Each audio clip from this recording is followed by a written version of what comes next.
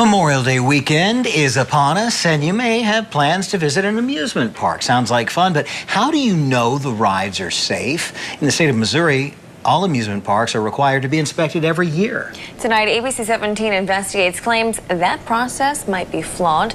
ABC 17's Alyssa Toomey has uncovered yet another lawsuit stemming from an accident in 2016 at Six Flags near St. Louis. Yes, Ashley and Joey, as I told you back in March, 4 people were hurt when an anti-rollback bracket broke, causing the Boomerang roller coaster to roll backwards and derail. Now, the new lawsuit was filed by a woman who sustained a traumatic brain injury and was one of those 4 injured.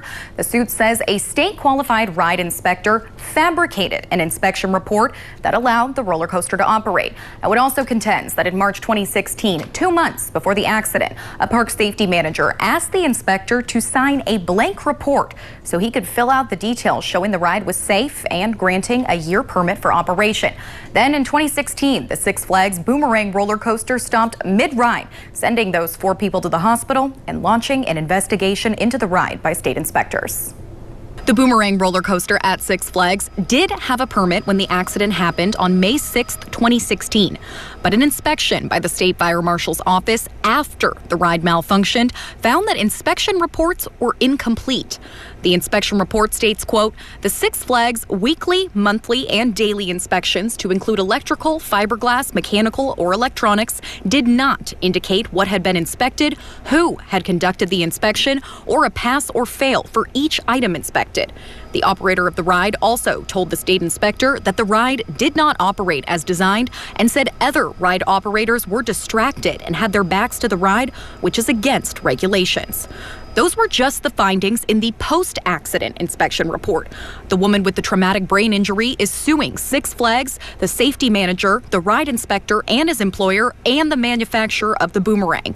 According to the lawsuit, Six Flags says ride inspector Robert Coleman, who is a state-qualified ride inspector, inspected the ride on March 19, 2016, less than 2 months before the accident. But the suit claims Coleman never inspected the Boomerang, signed the report in blank, and gave it to Six Flags safety manager Brian Chamberlain.